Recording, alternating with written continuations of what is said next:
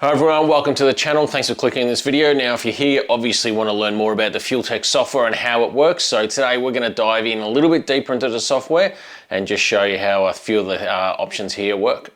Okay, so let's assume that you've run the software wizard and you've got your car to the point where basically you can turn the key and the engine starts and runs and idles.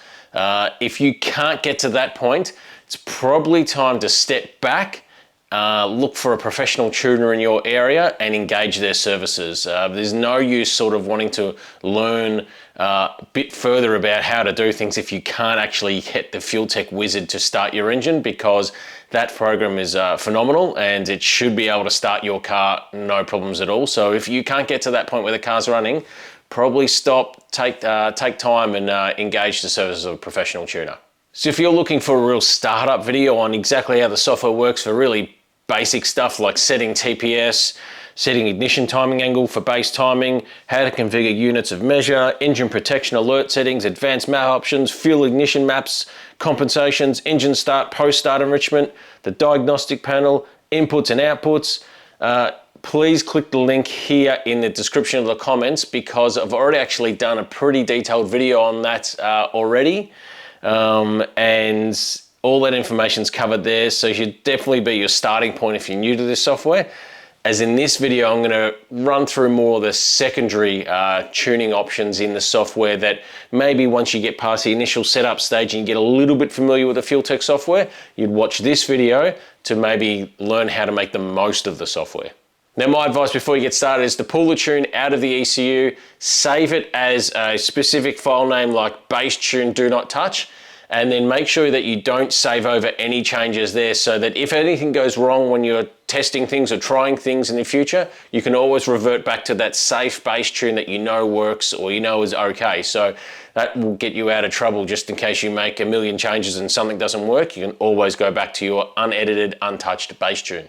Now, if you're coming over from an ECU such as a Wheelie or a Fueltech, you may be a little bit frustrated at first with the, lack of absolute control and configurability that you may have had with some other ECUs. However, what I really like about the Fueltech is 99% of the stuff is already there and already done for you. It's super fast, super intuitive layout, and once you get on top of this, you'll actually find it's a really, really easy ECU to use and even much quicker to get up and running than many other ECUs on the market.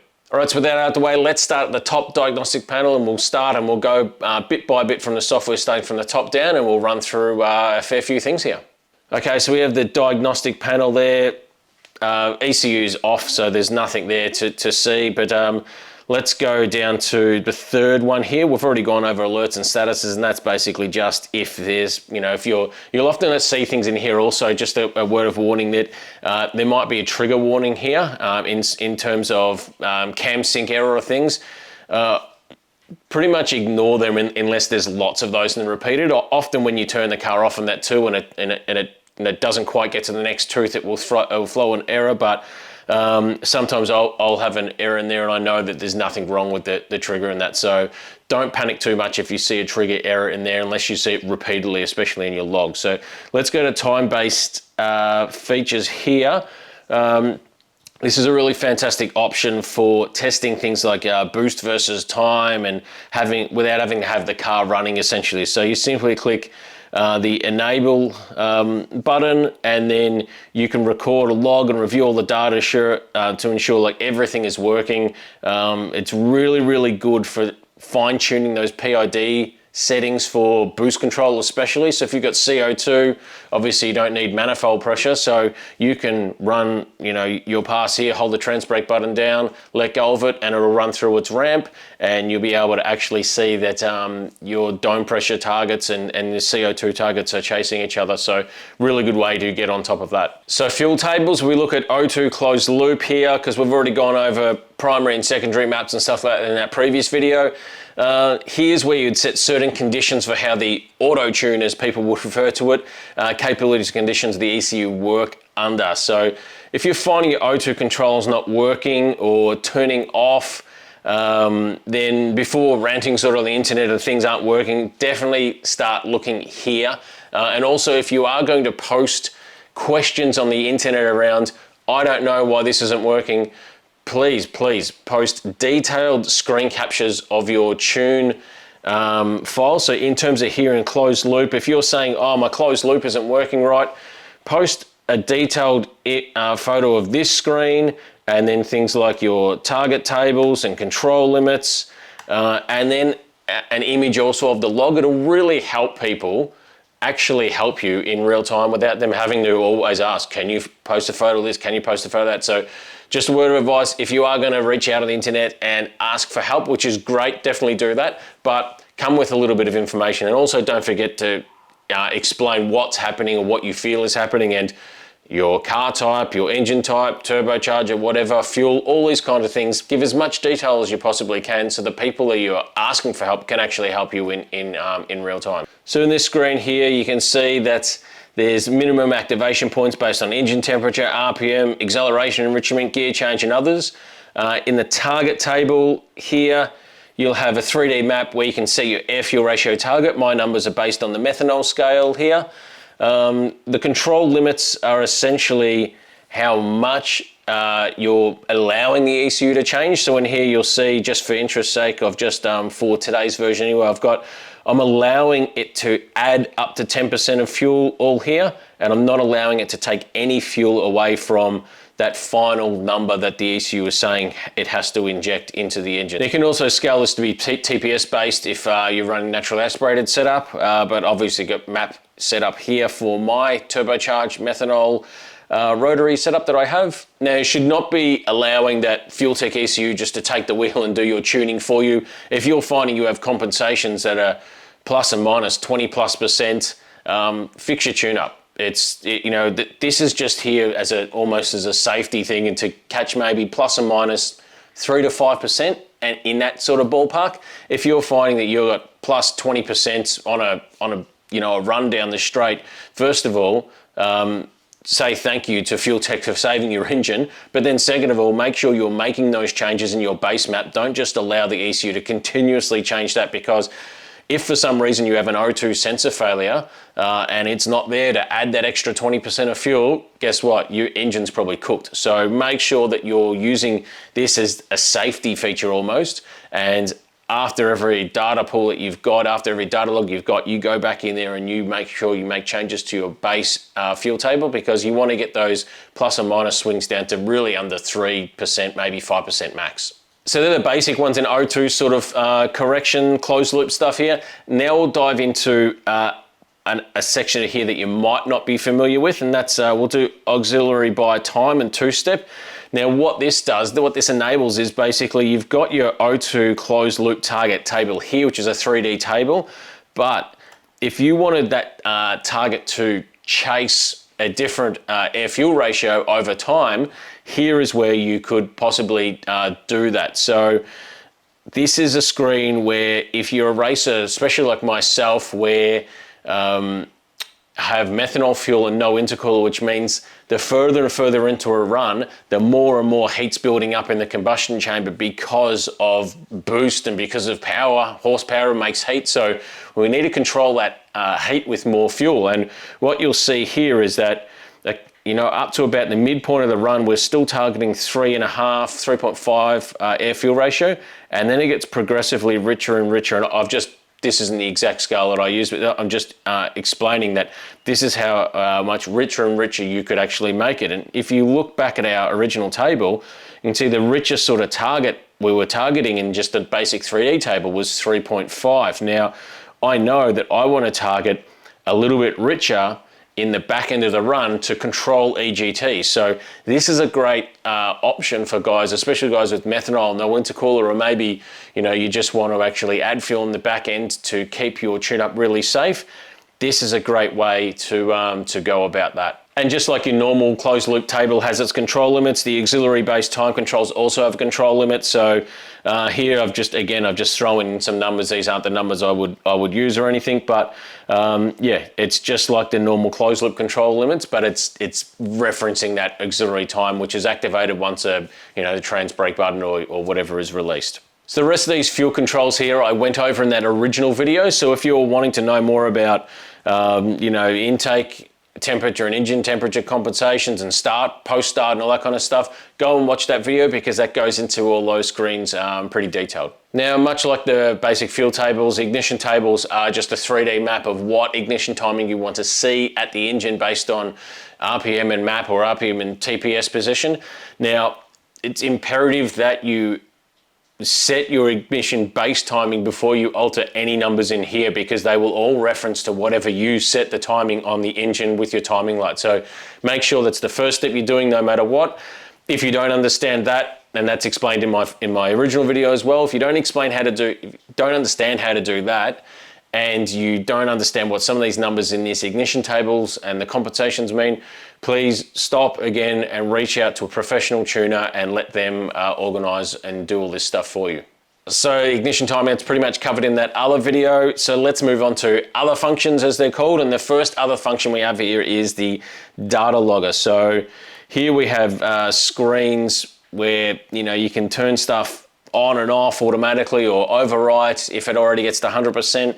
Now, the data logger in the Fueltech is one of the things that sets it apart from a lot of other ECUs. It is super, super powerful, but it'll only cover what you tell it to, essentially. So the first menu, obviously, it's where we set first start times, and I highly recommend you click this one, save map file to the log file. That means every time you extract a log, the map file, or the tune file essentially, in your ECU will also be attached to that log. So no matter what, if you ever want to look at a log and go, oh, what was I doing there in the tune-up, the tune file's already attached to it. Or even more conveniently, if someone ever says, I can help you out with something, send me your log file, you just send the log file and the tune file will already be attached to it. So it's super handy, so I recommend doing that. I also like the auto erase feature.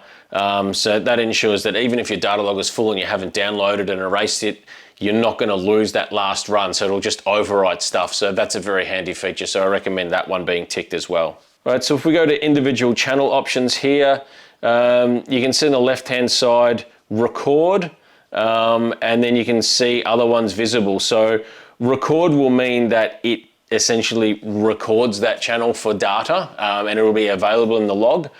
Visible will mean that it will appear as soon as the log file opens. So when you go to your data log, you open a data log and it opens, everything you click here as visible will open up and display on that log file as soon as you open it. So you need to click record if you A, want to log it, and then B, you click visible so you know that's exactly what's going to show up when you first open your log file. So you can see here I've got things like RPM, TPS, Driveshaft RPM, manifold pressure, O2 target, O2 general, EGTs, Wastegate target and pressure, acceleration G-force, wheel speed, battery voltage, oil pressure, fuel pressure, torque converter and transmission pressure, and that's it. That's what I open, and they're my critical items that I like to look at, that I don't want to hunt for, and I don't want to have to think to look for when I open a log file at the drag strip. So these things open, and then once I've reviewed them, I'll close a few of them, and then I'll basically, especially in that group 2 where I've looked at oil pressure and fuel pressure and all that stuff, I'll close all those off. So then I've got the big full screen just for all the group 1 items. And then I've got the nice big full screen of data, so it's nice resolution over that. So on that also, you can, I've obviously got a lot of stuff in group 1. What you can do is click on it and you can drag stuff up into a different group. So you see there, I lifted battery voltage up into group 1. That just means I like having all of my really, really super important data in that group 1, so then I don't have 3 groups of data graphs, and then the graph, instead of being over this size of the screen, it's then squashed down to this size. And there's I think that's one of the best things about the Fueltech is that you can have nice big resolution on your graph in a one single graph if you want it, but then still all your data is actually on the left hand side, which is super handy, which is how every ECU data log should be. You should be able to see exactly what's going on with every sensor at any point without having to add them to your table or whatever. So that's where Fueltech's really, really, really powerful. So the last main thing to look at here is the sample rate. So Hertz is how many times a second it will sample and record. So here you can see RPM, I've got at 200 Hertz. That's sort of the maximum for this ECU. That's how many, it's 200 times a second it is going to be taking a sample and data logging the RPM position of the ECU. You'll see some other stuff that's not as critical, because the more Hertz, the higher the number, the more samples, the more space this data log file is going to take up. So they have things like exhaust back pressure there as only as 50 Hertz. You'll see things that move really slowly, generally like water temperature and stuff. So I have water temperature at 1 Hertz because it is not going to change more than, you know, if you take a sample 1 time a second, it's not going to change rapidly from second to second to second. So you can really lower some of these temperature settings, especially down lower. You know, you'll see with exhaust gas temperature, I've got it at 100 Hertz still, because that is a really fast reacting open probe, EGT probe. So that can actually react quite fast, and I want to capture some of that speed. But in terms of some of these pressure sensors, yeah, 50 times a second is more than enough to get changes in pressure there. And yeah, again, you see oil temperature, 1 Hertz. It just, what it does is it helps to make sure that the data log file isn't, you know, super massive, and you're not filling up your data logger on the ECU to 100% after every run. If you were to have it at 200 Hertz and you're logging as much stuff as I am, that's a possibility. So moving on to the last part, here's the individual math channel options. And in here is where some calculations are done for, say, differential fuel pressure, which can be handy in terms of you have your, you know, your fuel pressure at idle and plus your manifold pressure equals, you know, what your overall fuel pressure can be. But the differential fuel pressure will take whatever your manifold pressure is, and take it away from that base pressure and, you know, give you a differential pressure essentially. So you're looking for uniformity in that base pressure, and also you can set a safety around that in the alert settings too. So if you know that, you know, your base fuel pressure is 55 psi and you add 15 psi of manifold pressure, then your overall fuel pressure might be 70, but your differential fuel pressure should stay around 55 psi. So you could set your safety at 55, and then you can have a floating variance there of whatever you want, maybe put 10 psi there. So if that calculation sees that fuel pressure drops to, say, 44 psi, it'll set whatever alert you've got in, whether it's engine shutdown or safe mode or just the warning on the screen. So that's pretty handy to have there. Let's on to the next one, idle speed control. This is one that can take a while to get sorted, especially if you've got a street car or you've got a big camshaft or not much vacuum and stuff like that. So here you can set certain parameters on how you want to control your idle speed. Either select automatic, let the ECU control things, or fixed to allow the ECU to control, but also get some other control methods. So if you just select fixed, you can set some idle timing limits, which allow the ECU to alter ignition timing to also help control speed. Now, this works essentially by retarding timing, so engine makes less torque and thus engine RPM is lowered, or more timing, so engine makes more torque and a higher RPM is achieved. The idle target screen here, you can set desired RPM that you want based on temperature. These are just, again, some numbers that are in, just not hard and fast. So don't just go copying these numbers and putting the ECU, they'll mean nothing to your setup. In the target idle screen, you can set that desired RPM, but remember your throttle blade angle will always dictate absolute minimum RPM. So that mechanical setting at your throttle body will always dictate that minimum RPM that you've got essentially. Obviously for a cable throttle body, that is. Now, you can't have the throttle cracked a whole heap and the car idling at 3,500 RPM and then expect the ECU to be able to lower the RPM. It's not going to happen, doesn't work that way. So the easiest way to do this is you have to obviously calibrate TPS first, then you have to warm the car up so it's at operating temperature, basically set it at the lowest possible mechanical RPM so it all works. And then if you have adjusted the mechanical throttle body, again, recalibrate that TPS because it needs to be calibrated to know where actual zero is. And then you can activate your stepper motor and timing limits to get it to exactly where you want it to be so it's stable. So when you're coming off, going full throttle and coming off the throttle that the engine doesn't stall and things like that, or when thermatic fans turn on or whatever it is that doesn't pull the idle down so it stalls. So you have to mechanically set your throttle position first to make sure the car can idle, and then hand over the control to the ECU essentially to fine tune those things. So it's not going to be an ideal scenario if you don't have a drive-by-wire throttle and if you don't have an idle control motor. If you've got an automatic transmission especially, and a really tight torque converter, you're just going to have to live with a compromise of probably a really high idle in park, and then an idle limit that the car doesn't stall basically when it's pulled into gear, so that a really tight torque converter is going to pull that engine down a fair bit once it gets load into it. And if you don't have an idle air control motor or anything like that, or a drive-by-wire throttle body, you're going to have to come up with a compromise of probably a much higher than idle than you want in park.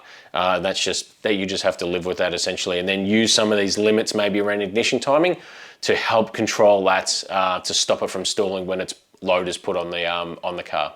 Right, let's move down to Wastegate boost control now. So here you have a few options that can trip a few new players up to the software. You have after launch, gear and engine, gear elapsed, single target, engine RPM, reference speed, and choose your poison here and then move on. A drag racer is most likely going to have time after validated launch, and a street car could have any of these settings. Maybe more likely you could be using a single target here, or you might use generic duty cycle also for controlling boost. So here you got other things now, 2-step, 3-step, self-explanatory. Burnout is your target boost when you've got burnout mode on. Pre-launch target is essentially everything when not activated by the 2-step. Now, something to note here is that these are dome pressure targets, okay? So that is pressure your boost controller is going to add on top of the dome on top of your wastegate. So if you have a 10 PSI spring in your wastegate and you want to say run 15 PSI on the 2-step, you would put 5 PSI in here, which would net you a total of 15 PSI manifold boost. So if you want 15 PSI manifold boost, do not put 15 PSI in here. Otherwise it will have 15 PSI dome pressure plus your spring pressure. And then if that was 10, you'll end up with 25 PSI manifold pressure. Next is setting the pressure source and the type of controller that you got, and then when you want it activated. So I've just got this enabled over 50% because, while the car's idling or whatever, you don't want the boost controller to be doing anything and activated basically. So if we just scroll over here, you can see one thing over here is manifold map boost. So that is manifold pressure, not dome pressure like before. So this is a really good safety feature. There is a safety boost cut in the alert settings, which you would have seen in the previous video. But what this does is, instead of your ECU would normally hit a boost cut and basically stop the engine, stop you accelerating, get everything under control. What this will do is it will hold 50 PSI essentially. So it will oscillate around 50 PSI. So if you do have an overboost condition and you're in a race, and you're in a drag race, you don't want to just hit overboost and stop the car dead and, oh no, you've lost your race. What this will do is, if say you're targeting 45 PSI, and 50 is, it's not going to get to 50 normally, but 50 is probably still a safe upper limit that if it hit 50, it's not too bad. You set this to 50, and if it overshoots your boost control number, what it will do is oscillate around that 50 and keep your car going, keep the boost in there, and then hopefully the rest of your numbers in the wastegate controller you got there brings it under control back to 45. But what it means is you're not going to lose a race. Very, very, very important feature here, one to also understand. So if you have 35 PSI in your safety and you're commanding 25 PSI in your dome pressure, but you've got manifold map boost pressure here is 20, the ECU is never going to let it get above 20. So just also make sure that you've got this set above whatever boost you actually want, because if you've got this set lower than the boost you want, you're never going to get to that boost. Now the other main settings here are the PID settings here. Now, if you don't understand what these are, please do not touch them. The only reason you want to actually start fiddling around with these, and you may have to, is depending on your manifold pressure or your boost pressure so your CO2 pressure, line pressure, what controllers you were using, as well as the type of wastegate. So some wastegates have really big domes, some wastegates have really small domes, and just depending on how quickly your boost target ramp up gets to the target and if it oscillates or not will have a lot depending on the PID settings. But if you don't know what you're doing, it's really pretty advanced stuff. I wouldn't go messing with these numbers unless you sort of know what you're doing. But make a note of what the numbers are, just even write them down, take a screenshot with your phone and then mess with them. And you can mess with them as long as you've got an external pressure source such as an air compressor or CO2. You can mess with these while the car is not running on that original screen we talked about at the start of the video. Right, so a couple other settings under here. You can see wastegate overall trim, we'll leave that one. Target over 2 steps. So this is my ramp up target for boost over time. So this is what most drag racers will essentially use to control boost. You can see here at 0 seconds, we've got 7.5 PSI. Now I've got about, I think it's like a 12.5 PSI spring, I think, in it. So that should mean that I'm launching at about 20 PSI. And then pretty quickly by, basically 0.9 seconds or 1 second into the run, I'm commanding 30 PSI in the dome, which is realistically around about 42 or 43 PSI by 1 second into the run. So yeah, we're here for a fun time, not a long time. You like to party, get that boost in as quickly as possible. That's how your car is going to go fast. There is no point piling on more boost in 5 seconds into the run or whatever. If you're running a quarter mile and you want to run an 8 or a 9 second pass, drag racing is won by the 330 foot mark essentially. So 60 foot, 330 foot, you have to get the power in as quickly as possible. And this is how, one of the great ways you control it. So yeah, the quicker you can bring that boost in. So these numbers here, 29, if I find I go to the track and it doesn't wheel spin or anything, or it doesn't wheel stand crazily and it takes that, I would then go and change, this one to 30 as well, and maybe even this one to 30. And then I would just grab this and press H, and we'll just go up and here, confirm, so it goes away. And then this would be my next boost ramp for the next pass. So that would be bringing in boost even faster again, in order to go faster. So the most amount of boost you can get into the engine as soon as possible without, losing control of the tire, that's what you want. And this is one of the easiest ways to control that. Right, so that's enough about some of the other features there. Let's move on to some of the drag racing features here. And just mentioned before that Fueltech has a burnout mode. So essentially this can be activated by an external button or even on your dash. And when you activate it, there is that separate boost target, of course, as well here, different 2-step limits and RPM engine limits. So my normal 2-step limit is about 6,600 RPM, but I actually have to use, my converter's pretty tight, so I have to use the trans brake in the burnout. So I know at 5,500 RPM, that's enough to build some boost and get the tires turning. So I have a lower target here. And also instead of having my 11,000 RPM rev limiter I normally have, I have a 9,000 RPM limiter in the burnout just to control RPM a bit more, because there's no reason to party at 11,000 RPM in the burnout, that's for sure. Now you can set other things such as fuel enrichment and things like that if you want the car to be a bit richer in the burnout for some reason or whatever, because it might be under a bit lighter load and you might not have some of those areas and the map tuned exactly spot on. Maybe you just want to dump some more fuel in for the burnout for some reason. You can do that easily there. And it's just the activation methods we talked about before. Now, the next one is a 2-step limiter. Now this menu contains activation methods, as well as the RPM targets and fuel and timing adjustments to ensure you can build and boost load correctly. Now, careful here with the auto 2-step rejection here, because if you do have that on essentially, it will automatically disengage the 2-step at that time. So if we had this selected and for some reason I was spending a long, I was in pre-stage, I got my trans brake button pressed already and I'm waiting for the other guy to creep in, and then we do, and then I'm starting to build boost and I creep in a bit, and then I get into the next stage, and 10 seconds is I've already had the button for 10 seconds. With time-based here now, it will automatically release the trans brake and I'll be off and rolling without me having to release the button. So I definitely have that disabled, because even, especially in the pits, you know, if you're going to test the trans brake, for some reason you got the button on and then you start testing the trans brake and the car isn't up on jack stand, someone's standing in front of you, you will run that person over. So I like to have this disabled just as a safety precaution, if more than anything.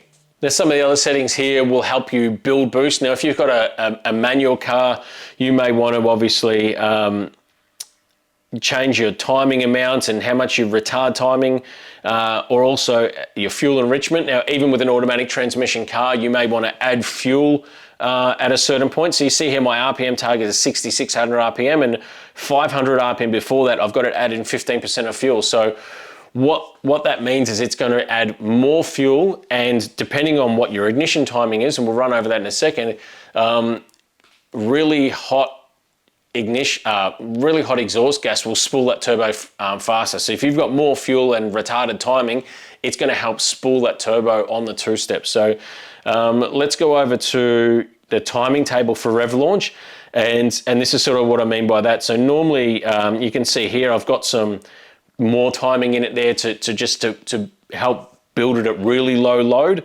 and the nitrous activates for me about here, and it'll raise this up here pretty quickly. I normally turn the nitrous off around about here, and then what this retarded timing will do with the extra fuel is it'll continue to help that spool even, continue spooling it quickly, and maintaining that nice boost pressure that I want to, so I've got the right amount of boost to launch with, and I've done it in a good amount of time as well. But this is something that will take some fine tuning and is definitely different for every single setup. So this is something that, especially if you go to different racetracks at different elevation, you may need to fine tune this to get it to the best way you need it for that racetrack. So let's move on to gear shift output. Now, this is with my Turbo 400 at a 3-speed, and I have an air shifter solenoid that basically has air pressure running to it, runs at about 100 PSI,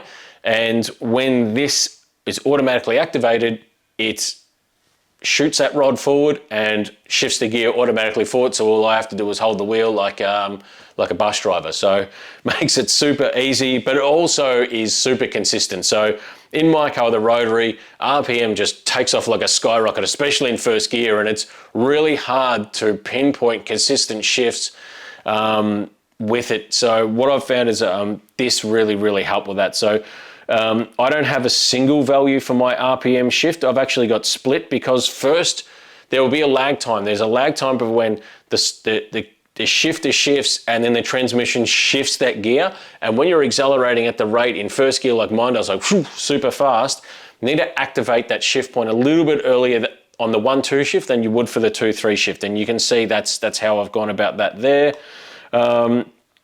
We've got an output duration of how long the output's going to be pulsed for. It's a single output. Mine is pulsed by just a 12 volt, so it's a really low current MAC valve. So I've got a 12 volt positive running to my MAC valve out of the ECU, and then the other side to earth, so I don't need to worry about other power or anything there, because the MAC valve takes no current to run, so FuelTech can take care of all of that. And then yeah, now I don't have any power reduction or anything through the gear shift, because I don't need it. It's not a manual or anything like that. I don't need to worry about that. All right, so let's go over to time-based compensations. Now, again, these are just examples. This is just numbers I put in here, but what you'll see here, this is a screen where this is a really heavy drag racing feature, and one of the great features of the FuelTech. So here you can do things like time-based ignition retards or advances, drive shaft based ignition retards or advances, and also it also has your wastegate boost target in here as well, which we had set up before. So you can see that here, that's that curve there. You can click this little arrow here and it'll expand this so you can see the screen in a better sort of resolution. But where you want to use these things, I don't use these actually for enabled for this, just this video, but I don't normally use these. Rotor engines really do not like have ignition timing piled in, then pulled back out again. So I don't have any of these normally. But what you can do for stuff like the drive shaft RPM is, you can see here is a drive shaft RPM, and what will happen is if it gets above these curves, it can pull timing out to control wheel spin. So really, really good for no prep stuff, or also, you know, any drag racing really. Time-based ignition retard here, you can see a little bit of ignition retard based on time. Now, you may do something that where it's wheel standing at the start, or the start line's just deteriorating a little bit, and especially if you've got a turbo car, boost will take time to ramp in. Boost will take time to build. So if you want to run 20 PSI at the hit, and then you want 30 PSI by 1 second or more, if you were to say, oh, it's wheel spinning a bit, I need to pull the boost down to like 10 PSI, it takes time to get back to that 30, 35, 40 PSI boost. Whereas ignition timing is instant, essentially. It is an instant horsepower killer. So it's much easier to control the ignition timing to reduce horsepower rather than just altering your boost curve all the time. So if you're finding it, you're just chirping the tire at the hit or something, or, you know, just loosening the tire, or it's doing a big wheel stand, maybe you could look at a time-based ignition retard just to control the horsepower at the hit, more so than just limiting boost. So then, because as soon as the ignition timing comes out and you've got all that boost already there, bang, you're back to making that all that massive horsepower instantly. So that's definitely one you could look at. But yeah, for the most part, a lot of these are really, really handy. But again, they're really, really, you want to know what you're doing. You don't want to put some wrong numbers in here and forget about it, or, you know, you play around like I am and you forget to disable it like I am right now. Because if you don't, and you've got some far out numbers in there, and you wonder why your car's not running right, well, that's probably going to be the exact reason. So last one, sort of in the drag racing features, let's have a look at wheelie control. So I've got this enabled and based on the internal gyroscope. So I don't have to have a really expensive external sensor. It's going to use the internal G meter and that essentially, and gyroscope built into the Fueltech dash. You can see there it's only for drag racing only, and I've got a few other things set up here. So we've got pitch angle for timing retard, I've got it enabled. So if I go here to the angle compensation table, what you'll see here is pitch angle. So that is angle based on what the car is, based on the dash. So don't forget that if your dash doesn't sit perfectly vertical, it leans back, there is a screen further on down where you can calibrate it so it knows what zero is. So you don't want your dash being on an angle like that and thinking it's actually at 15 degrees or something, because nothing will work well off that. So you have to make sure you calibrate that as well.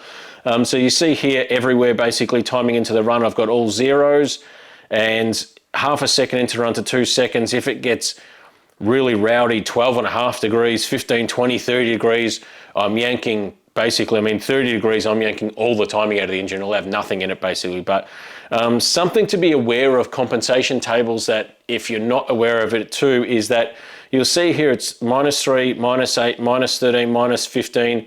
Now, if there was a theoretical 35 degrees up, of pitch angle up here, that number won't be 15 degrees still. And if it was 40, it won't still be 15. It doesn't just carry on what that last value is. It interpolates automatically what that value is. So you've got 3, 8, 13, 15. The next number up here in a scale is probably going to be something like 17. So, you know, if you've gone up by 5, then it's a 10. So 40 degrees pitch angle would probably be 17 degrees of timing out. 50 degrees might be like 20 or like 19 degrees of timing out. So just be aware of that, that if you've got things like fuel compensation, I'll just quickly go back up there and show you too. So if you had, you know, individual rotary trims like I've got, so rear rotor normally runs hotter in a rotary. I've got 5% of fuel in there.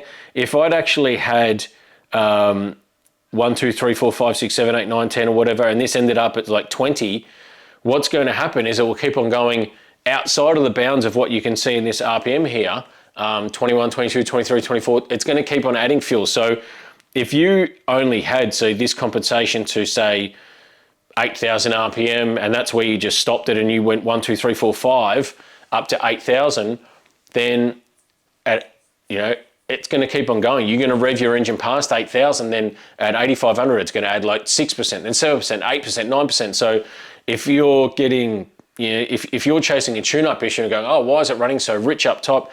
Just check that you haven't got some compensations added in there, or when you are adding things to tables, that can happen. So that's why I often like to end the tables in the same value, because what will happen where these two are 0, see this is mine, it's 8, 8, 8, 8, then it's 0 and 0. What that means, it's going to interpolate off the 2 zeros and go, everything is 0 past that. So I know I'm not going to get into any trouble around, timing being pulled further on down. So if I'd finished this at just 2, and then thought, oh, that'll be the end of the timing table, it's not. It will drag out that minus 15 forever sort of thing. So just be aware of things like that when you're building compensation tables and tables like this, that just because you can't see further values doesn't mean the ECU isn't automatically making a decision for you.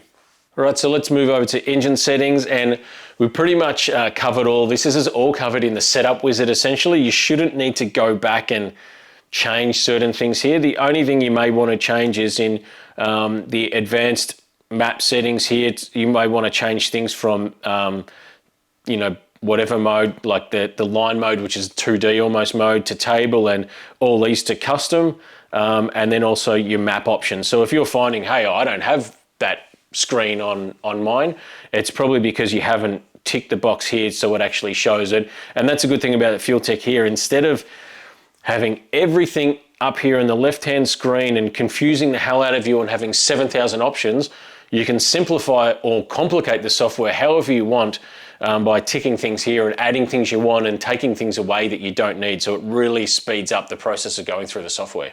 Right, so move over to sensors and calibrations now. We've been over all of this before already in that previous video, so not much to go in through here. Now, the only thing I'll go over here is one important one there. I've done a separate video also on fuel level. Now, since I've recorded that video, there's been a software change to the FuelTech, and there's like a fuel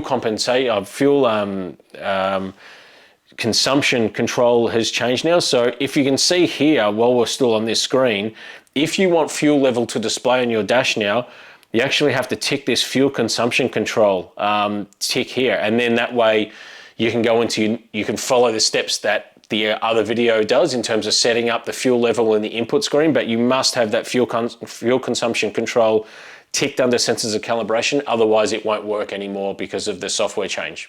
All right, so in terms of sensors calibration, the only thing I'll really run over here is gear change detection. And again, in my auto shifting thing where it goes first and second and whatever, so it needs to know when that shift is needing to happen. So I've got here, number of gears is 3, my differential ratio is 4, 5, 6, and the gear ratio for my Turbo 400, just standard ratios there.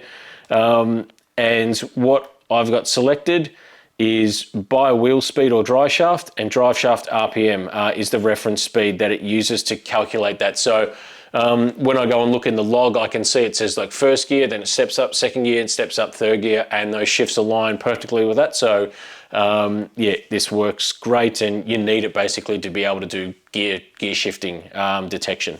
Right, moving on to the interface settings, not much out of the ordinary here. If you alter the measurements of the units here in measurement units and they still don't change anything, remember, just like in that last video, you need to go up to File, Options, and here is the overall sort of sensors basis units for that. So if you're finding that you've changed something here and for some reason it's not changing in your log or in your settings, go File, Options, and change it there. So the main item in the interface settings is probably dashboard setup. So in here you can configure how you want your dashboard to read. So for what I deem is important, the real things that are important for me are engine RPM is sort of, but not really that important. Remember, I've got a automatic shifter basically doing the shifting for me. So I don't really use the RPM. I look at the RPM in the burnout.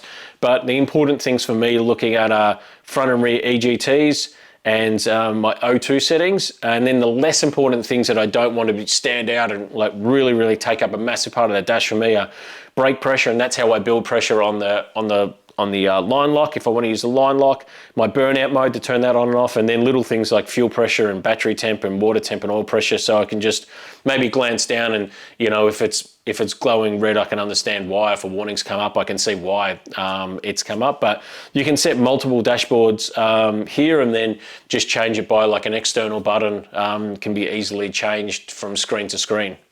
Now, if you've got a FT600, you can also configure your EGT, or you can configure your LED, sorry, and here I have them for EGT 1 and 2. So I know for some reason, if I'm going down the strip and those lights light up, I know that there's something not right, and these are just configured easily here. So you can see here, it'll flash, and that means that if it goes over 750 degrees Celsius, that light starts flashing at me. And over here at EGT1, I've actually got that in a different value. It flashes at 675 because rotary is pretty common to have front rear split of whatever it is. It's different for every engine. Sometimes they're similar, sometimes they're split up to 50, 60, whatever degrees plus. Mine's about that, so I've got 2 different temperatures, which is great. I can configure 2 different temperatures, but in there, and then those lights come up, and I've just got to remember to look at the actual dash and not look where I'm driving always, because if I'm not looking at dash, there's no use having an alert setting. Other one is the RPM shift lights, so you can set them up here, and then if you had a shift mode and manual, it can flash up to shift, and these lights will all light up based on this RPM range here. So the last important thing I want to go over is in tools, and it's the engine simulator, and can be found up here. So this is a great tool, being able to test all your output conditions. So if you test all of your individual outputs on the output screen, which I love that feature, that is incredible to be able to test those outputs. But when you have certain conditions that are met by, say, an output needs RPM and TPS percent and map, then this screen will allow you to test those without having to have the engine running, which is great. If you've got a race engine, you don't want to start it up all the time, you want to test a feature, you can test those here by, you know, dragging RPM, and maybe it's only active when the 2-step's on, and, you know, it's only when it's over 80% throttle, or, you know, and then it switches off at 10 PSI, so you can test that. And this is a great way of testing all those outputs that are conditional without having to have the engine running. So overall, that's pretty much an overview of that, of the software for you. A little bit more of a deeper dive into some of the more, different features other than just fuel and ignition and stuff. So in another video, I'll do a detailed run through on a data logger. This video is probably a bit long to keep on going to the data, so I'll bring up a data log screen, and I'll go through how to read the data, how you can use the data, and how you can maximize it to get the most out of your car's potential. So with that, thanks for watching. Don't forget, subscribe, like, share this with all your friends. Anyone that's got a FuelTech ECU, make sure you share this with them so they can get the help they need if they need it. And until then, see you at the drag strip.